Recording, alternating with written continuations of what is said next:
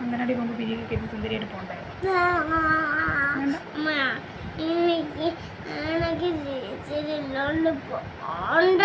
Teacher വരുന്നു. Teacher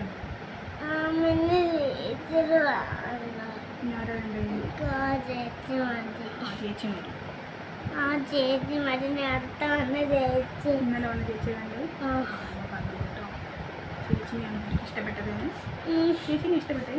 എന്തേ ചേച്ചി ഉറങ്ങണ്ട ഉറങ്ങണ്ട ഉറങ്ങണ്ട പറഞ്ഞു. കുട്ടി ഉച്ചക്ക് ഉറങ്ങണ്ട. ഞാൻ അംഗനവാടി പോകും.